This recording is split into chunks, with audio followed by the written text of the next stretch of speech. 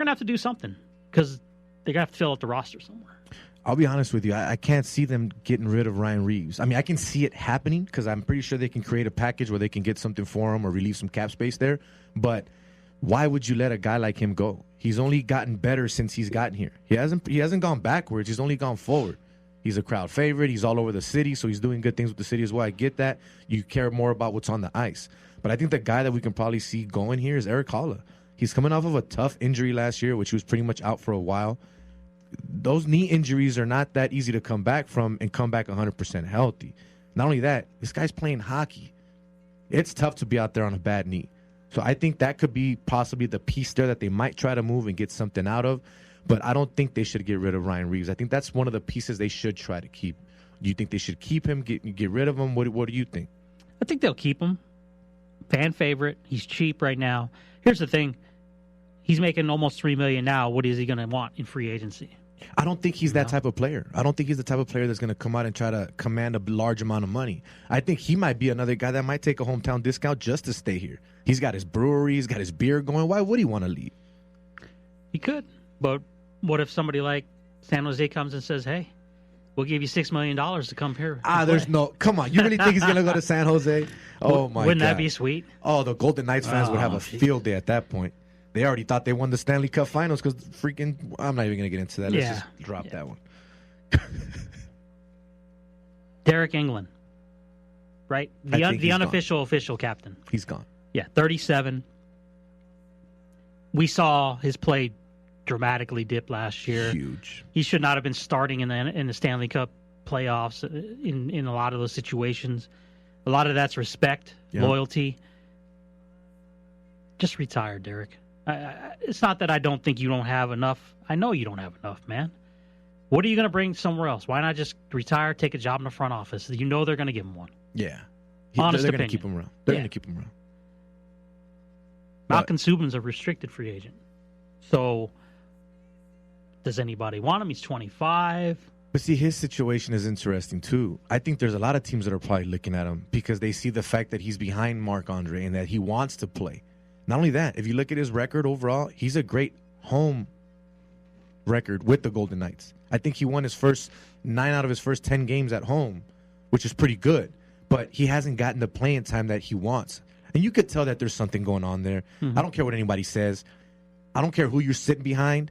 When you see the success that the team is having and you're supposed to be the next man up, but you're not getting that opportunity, something's got to give.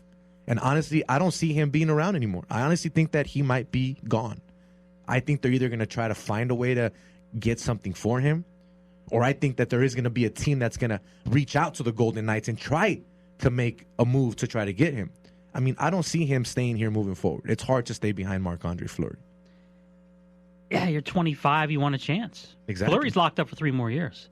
And look, I don't see like a dramatic downward trend in his play. So at what point do you just say to yourself, oh, I'm going to re-sign to sit here?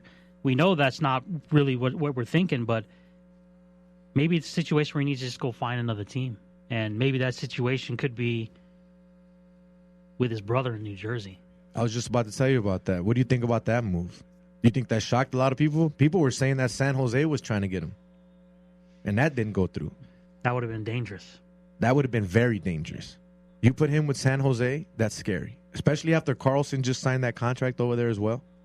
That's scary. I like the move both ways. I think it was for New Jersey, it gives them a little bit of legitimacy in what they're trying to do.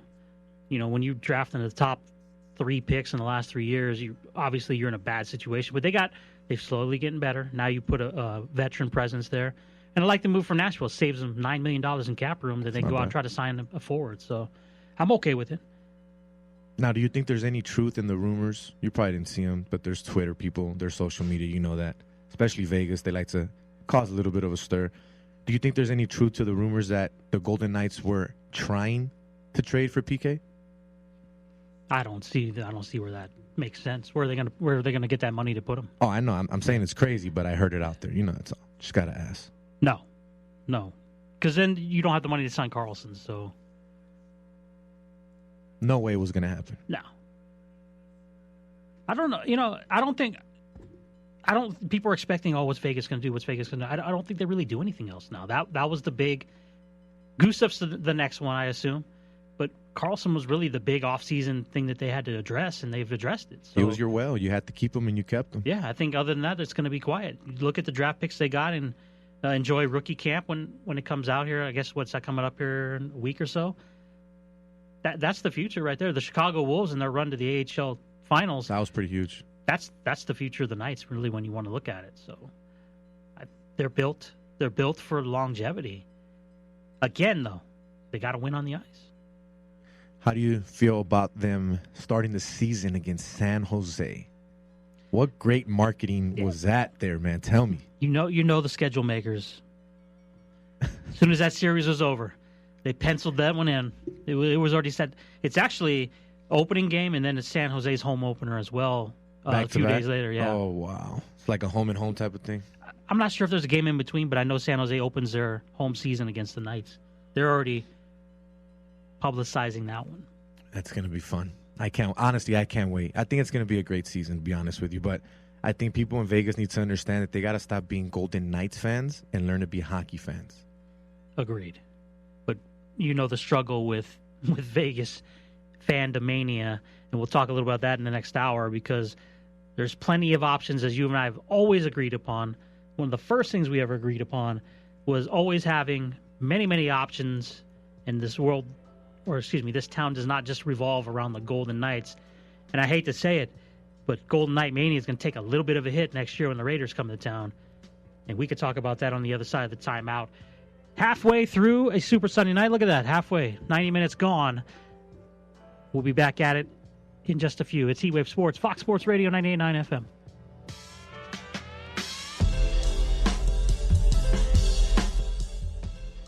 FM. Hit us up with your phone. Text Fox to 69187. Text Fox to 69187.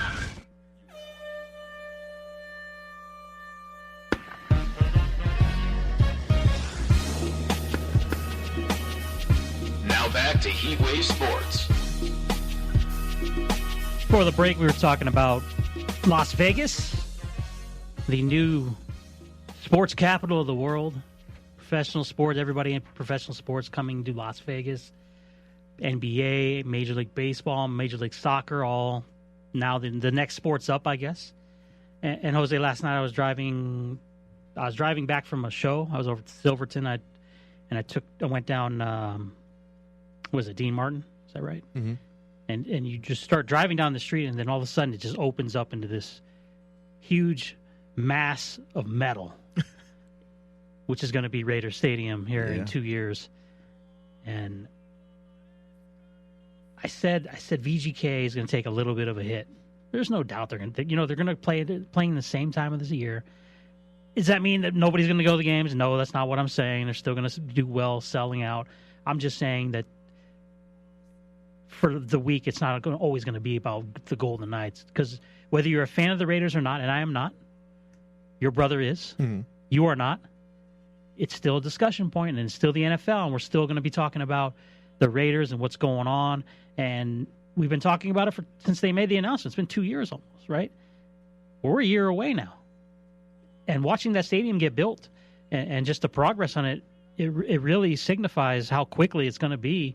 Next year at this time, we'll be talking about preseason games starting. And look, it's an official reality. The NFL is here.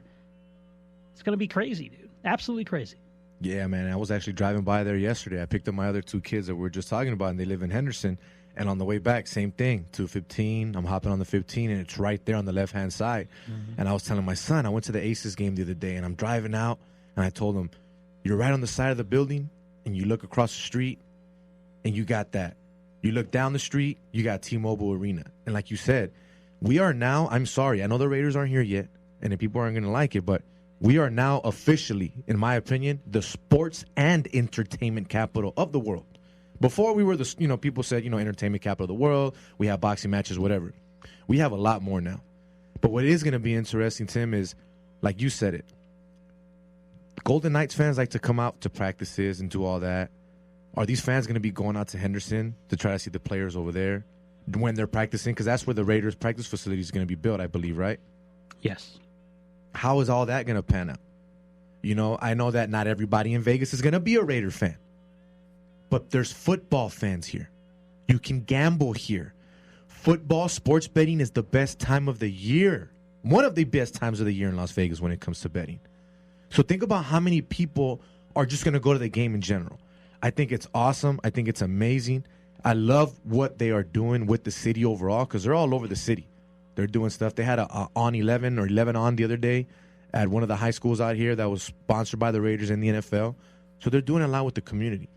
But the one thing that I wanted to bring up and talk to you about is Hard Knocks. I understand there's rules. Teams have to have a losing record the prior season. They didn't make the playoffs, so on and so forth. Teams can't do it back-to-back seasons. I get it. But why now? Why do Hard Knocks now if you're the Raiders? And not only that, if you're the NFL, why allow it now? I get it. You have the whole spectacle with John Gruden, but it's his second year. It's not his first year. We know what's going to happen with Richie Incognito and what has happened in his past, so now you have him there, so people want to know what that soap opera's all about. We got AB that just is coming in from Pittsburgh with a huge trade, and we don't know what's going to happen with him and Derek Carr. Is it actually going to work? Are they going to gel? I get that. It's going to be a great story. But they're coming to Vegas in 2020. There is no bigger story than Las Vegas and the NFL.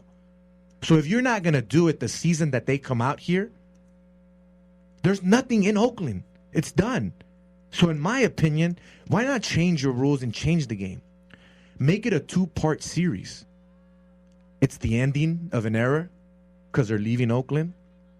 And then part 2, season 2, the beginning of an era in Las Vegas. Why not do it different and start something different? I think it's the best time to do it. You're bringing the NFL to Las Vegas. Why not bring it with Hard Knocks? Why not put it out there that way? I honestly think the NFL dropped the ball on this one, or the Raiders, or even HBO, if you want to call it that. And I know I shouldn't have been saying that because I work for a subsidiary of HBO as well, and I don't want them to think that in a bad way. But I think that they should have either done it a 2-part or waited till next season. What do you think, Tim? It makes sense, right? Maybe they didn't have a team ready to go. I don't know because they have these rules. Would it still be Hard Knocks if you had the New England Patriots on there? Is that Hard Knocks anymore? You know, so you're limiting yourself to, like you said, teams that didn't make the playoffs. You're looking for some type of storyline. So they already did Cleveland. Couldn't do Cleveland this year, which would have been, in my opinion, a better year to do Cleveland would have been this year, right? Yeah. Yep. You're right. I agree. So maybe they didn't have a team that they felt would draw ratings, and I think. Look, I don't care if they make it 2 seasons of the Raiders. That would be ideal at this point, but I don't think they think that far ahead of what they're doing. They're like, hey, we need a team. Let's do the Raiders. But, yeah, the storyline purposes next year would have been better. So when you look at – we had this discussion off air about the MLS, and we were talking about how Bill Foley got involved now and – What's the gentleman from the Lights? Brett Lashbrook, right, who started it, possibly competing here to bring a franchise to Las Vegas. Everybody wants a piece of that pie, man. Do I think we're going to get an MLS team? I do. I thought going back years that it would be a sport like that would eventually be the first sport. And for whatever reason, MLS probably was right that it wasn't the time. Now's the time, though. And Tommy asked me this question, and I said, Jose would know. You've been to those games. They're drawing 7,000, 8,000. Yeah. Can they get? And I brought up a map. So the lower rung teams in the MLS, the worst was like 20 a game. Average seemed to be around 25 a game. Can Vegas do that? Can they triple the attendance? I think they can.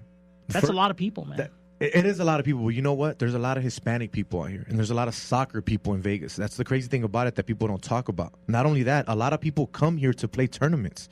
There's big parks right off of Summerlin Parkway. I forgot what it's called, but right off of Summerlin Parkway that they have tournaments all the time. I have family members that come from California and play here all the time. Mm-hmm. But with that being said, yeah, I think what the Lights are doing is great, and I think that the MLS can work here. The first media event I went to, soccer media event, was when Mexico played Iceland out here a few years ago at Sam Boyd Stadium.